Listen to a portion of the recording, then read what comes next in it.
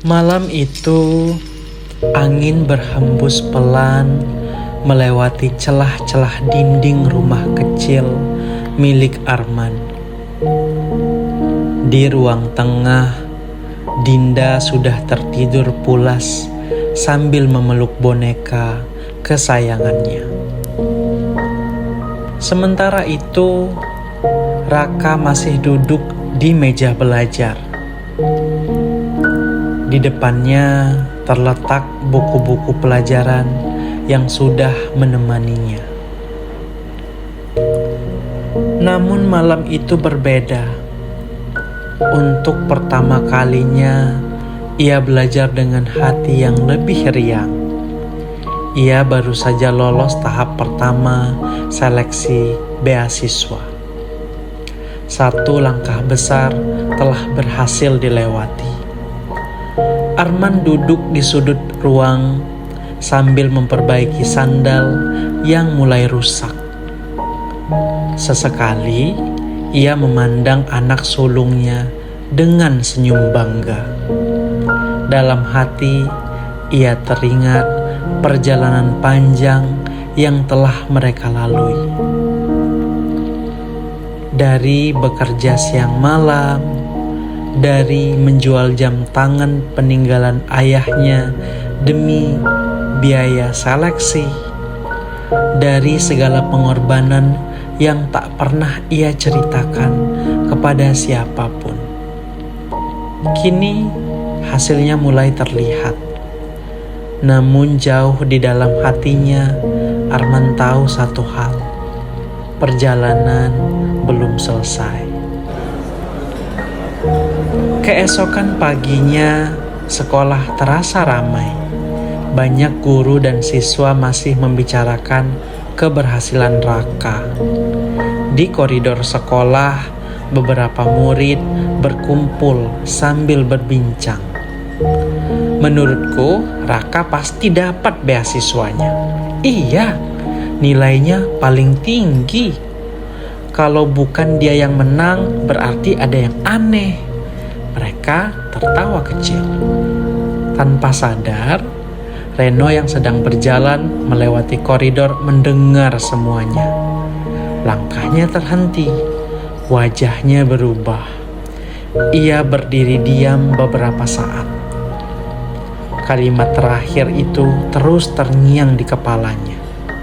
Kalau bukan dia yang menang, berarti ada yang aneh. Reno mengepalkan tangan. Ia bukan siswa yang bodoh. Selama ini ia juga selalu berada di peringkat atas. Tetapi setiap kali nama Raka disebut, semua prestasinya seolah menghilang. Untuk pertama kalinya ia merasa dirinya hanya bayangan dari keberhasilan orang lain. Sementara itu, kehidupan Arman berjalan semakin berat. Pukul 4 pagi, ia sudah berada di pasar, mengangkat karung beras, memindahkan peti sayuran, mendorong gerobak yang penuh muatan. Saat matahari mulai meninggi, keringat membasahi seluruh tubuhnya. Hari itu, salah satu pedagang meminta bantuan memindahkan beberapa karung beras sekaligus. Arman mengangguk. Ia mengangkat satu karung ke pundaknya, kemudian berjalan. Namun, baru beberapa langkah, dadanya terasa nyeri. Pandangan matanya mendadak berkunang-kunang. Kakinya goyang, tubuhnya hampir jatuh. Beruntung, Pak Udin yang berada di dekatnya segera menangkap bahunya. "Man!" Arman terkejut. Karung itu hampir terlepas dari pundaknya. "Kamu kenapa?" Arman memaksa tersenyum. "Gak apa-apa." Pak Udin menggeleng. "Wajahmu pucat." "Cuma kurang tidur. kamu harus periksa ke dokter. Arman tertawa kecil. Nanti saja. Namun, setelah Pak Udin pergi, Arman diam-diam memegang dadanya. Rasa sakit itu kini datang lebih sering. Tetapi setiap kali memikirkan biaya sekolah Raka dan kebutuhan Dinda, ia selalu mengabaikannya. Siang hari, Bu Ratna memanggil Raka ke ruang guru. Raka datang dengan wajah ceria. Ia mengira akan membahas tahapan berikutnya. Namun, ketika masuk, ia melihat ekspresi Bu Ratna tidak seperti biasanya. Guru itu tampak bingung, bahkan sedikit cemas. Silahkan duduk dulu, Raka. Raka mulai merasa ada sesuatu yang tidak beres. Ada apa, Bu? Bu Ratna membuka komputer, lalu memperlihatkan sebuah data. Raka, ya Bu, kamu belum menerima surat undangan seleksi tahap final? Raka menggeleng. Belum. Bu Ratna terdiam. Jantung Raka mulai berdebar. Memangnya kenapa? Bu Ratna menunjuk layar. Semua peserta yang lolos tahap pertama sudah menerima surat sejak 5 hari lalu. Wajah Raka langsung pucat. 5 hari lalu? Iya. Kalau saya belum menerima... Bu Ratna menarik nafas panjang. Maka ada masalah. Jari Raka mulai dingin. Ia membaca informasi di layar. Di sana tertulis, konfirmasi kehadiran wajib dilakukan maksimal besok pukul 16. Jika tidak, peserta dianggap mengundurkan diri. Sepulang sekolah, langkah Raka terasa berat. Ia berjalan pulang tanpa banyak bicara. Ketika tiba di rumah, Arman langsung menyadari wajah anaknya. Ada apa, Nak? Raka menceritakan semuanya, setiap detail.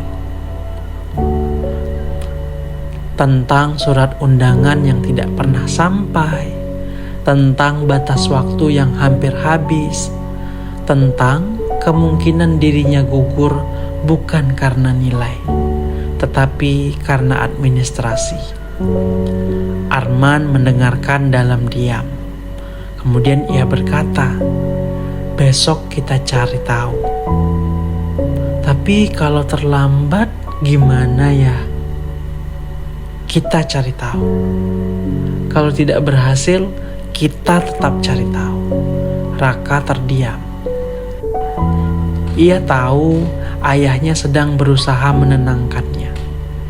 Tetapi kali ini bahkan Arman sendiri tampak khawatir.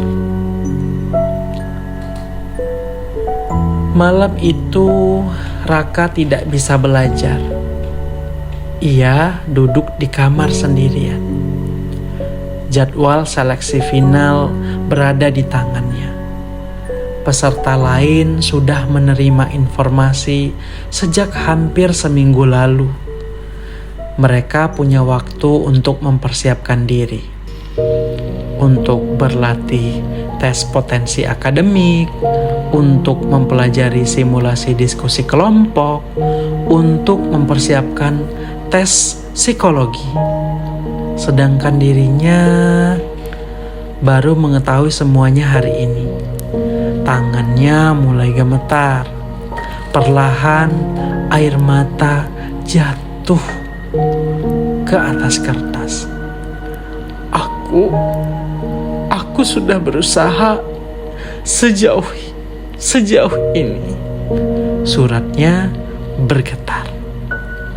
Aku sudah belajar setiap hari. Aku lihat ayah kerja sampai malam. Kenapa selalu ada yang menghalangi? Tangisnya pecah. Untuk pertama kalinya sejak semua perjuangan ini dimulai, Raka benar-benar merasa putus asa. Di luar kamar, Arman berdiri membisu. Hatinya terasa lebih sakit daripada rasa nyeri di dadanya. Beberapa menit kemudian terdengar langkah kecil. Dinda yang terbangun berjalan mendekati Arman. "Kakak kenapa?" Arman tersenyum tipis. "Kakak lagi sedih." Dinda menunduk. Kemudian ia berlari mengambil pensil warna. 5 menit kemudian ia menyelipkan selembar kertas dari bawah pintu kamar. Raka yang masih menangis melihat kertas itu, kemudian membukanya perlahan. Di sana terdapat gambar matahari tersenyum dan tulisan, "Kalau kakak sedih, pinjam senyum Dinda dulu." Air mata kembali mengalir. Namun kali ini karena ia haru. Raka memeluk gambar itu erat-erat. Pagi berikutnya, Arman dan Raka berangkat ke kota. Mereka mendatangi kantor pendidikan, kemudian kantor panitia, lalu kantor pos. Dari satu tempat ke tempat lain, berjam-jam, tetapi tidak ada jawaban. Semua pihak bersikeras bahwa surat sudah dikirim. Namun, tidak ada satupun bukti bahwa surat itu pernah sampai ke sekolah. Saat berjalan menuju kantor panitia, mereka melewati gedung layanan pekerja migran. Di depan gedung terdapat papan pengumuman besar berisi foto-foto pekerja yang hilang kontak. Arman mendadak berhenti. Tatapannya terpaku. Entah mengapa, wajah Sulastri kembali muncul dalam pikirannya. Sudah hampir 10 tahun. 10 tahun tanpa kabar, tanpa surat, tanpa telepon, tanpa kepastian. Raka memperhatikan ayahnya, namun ia tidak berkata apa-apa. Beberapa detik kemudian, Arman melanjutkan langkahnya, seolah tidak terjadi apa-apa. Di kantor panitia, mereka bertemu Pak Hasan, seorang staf senior yang telah bekerja lebih dari 20 tahun. Pak Hasan memeriksa data Raka. Awalnya ia tidak menemukan apapun. Namun beberapa menit kemudian keningnya berkerut. Ini aneh. Raka langsung menegakkan badan. Apa yang aneh, Pak? Pak Hasan memperbesar data di layar. Lihat ini. Status surat undangan Raka awalnya tercatat, terkirim. Kemudian beberapa hari kemudian berubah menjadi pending.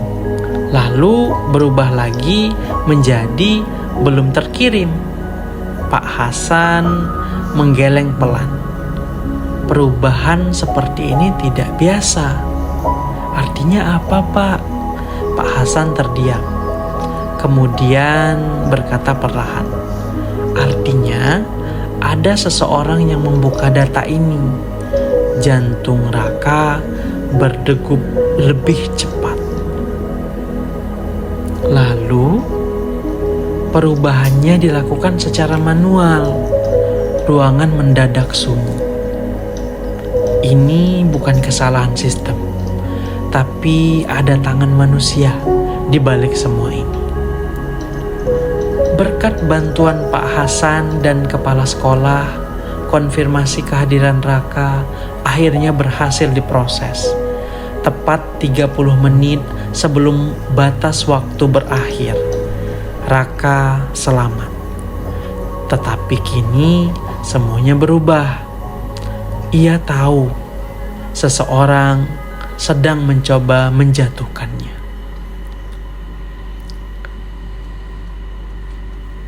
Esoknya, hari seleksi final tiba. Puluhan peserta terbaik dari seluruh provinsi berkumpul. Tahap pertama adalah tes potensi akademik. Soal-soalnya jauh lebih sulit dibanding seleksi sebelumnya. Banyak peserta terlihat kesulitan. Namun, Raka tetap tenang. Bertahun-tahun belajar dalam keterbatasan telah membuatnya terbiasa menghadapi kesulitan. Tahap berikutnya adalah tes psikologi. Peserta diberikan berbagai skenario. Salah satunya, jika kamu mengetahui temanmu berbuat curang demi meraih prestasi, apa yang akan kamu lakukan? Raka menjawab, saya akan mencoba mengingatkannya terlebih dahulu. Jika itu tidak berhasil, saya akan melaporkannya karena kejujuran lebih penting daripada kemenangan. Jawaban itu dicatat oleh penguji. Kemudian tibalah sesi diskusi kelompok. Para peserta diminta mencari solusi pendidikan untuk daerah terpencil. Reno berada di kelompok yang sama dengan Raka. Awalnya Reno berusaha mendominasi. Ia berbicara paling banyak, memotong pendapat peserta lain, berusaha terlihat paling menonjol. Namun perlahan situasi berubah. Raka justru mendengarkan semua orang, mencatat ide-ide mereka, kemudian menyusun solusi yang menggabungkan berbagai pendapat. Para peserta mulai mengikuti arah diskusi yang dibangunnya. Untuk pertama kalinya, Reno merasakan sesuatu yang tidak pernah ia rasakan sebelumnya. Ketakutan. Karena kini ia melihat sendiri mengapa orang begitu menghormati Raka.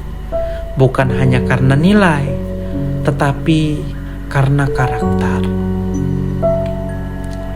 Malam harinya, Reno pulang bersama ayahnya.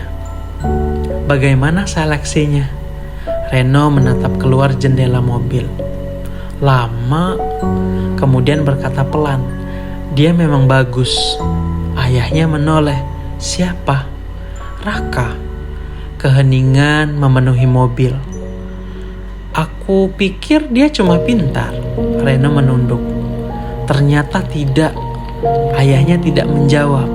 Wajah pria itu perlahan mengeras.